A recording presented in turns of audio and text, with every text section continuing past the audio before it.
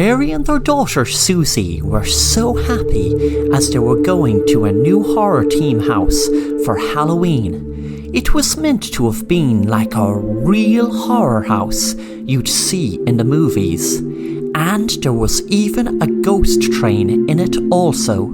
They were amazed at the outside of the house. It was like a haunted mansion. They paid for their tickets at the box office and walked through the house, admiring all the Halloween stuff all over the place.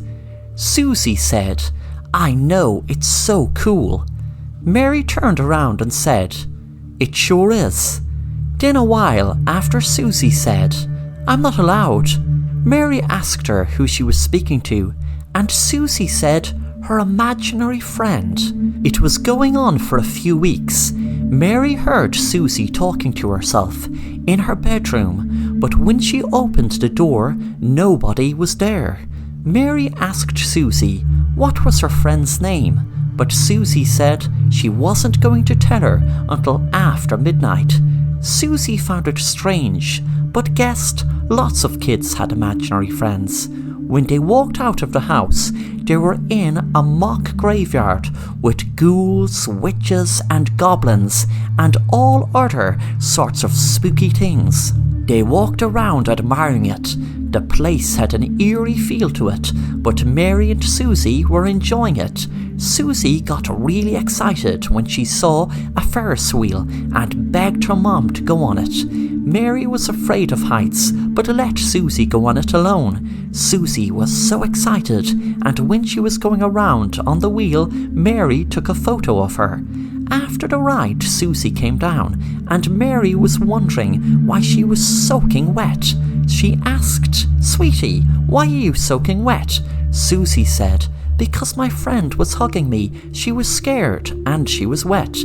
Her clothes and hair were soaking wet. Mary just put this down to another weird tale about her imaginary friend, but she had no explanation what soaked her.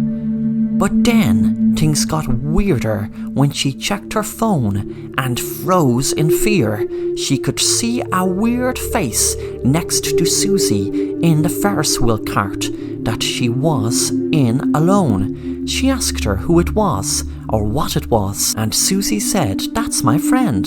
Afterwards, Mary approached one of the workers asking was the face some sort of Halloween trick for the park, but the worker said, "No miss, sorry, I've no idea what that is, but I know every single trick we have in this park, and believe me, that is not one of them." Later that night, when Mary was at home, she was pondering on what made that weird face appear in the pic, and adding to the weirdness of the whole thing, Susie talking about her imaginary friend. Something clicked with Mary.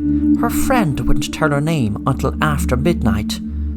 Her being soaking wet. Mary looked through her drawer and took out her diary she kept since she was 8 years old, the same age as Susie is now.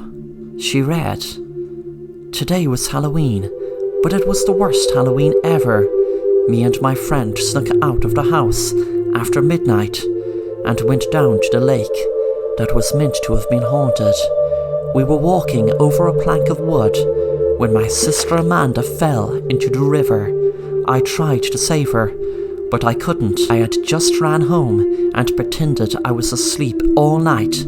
Mary froze in fear, reliving that horrible Halloween night when she was 8 years old. No one knew what had happened. The body was discovered a few weeks later, but it was put down to an unexplained death other than drowning. The words "after midnight" came into Mary's head again. She ran into Susie's room. When she opened the door, she could see Susie staring at a little girl that said, "My name is Amanda."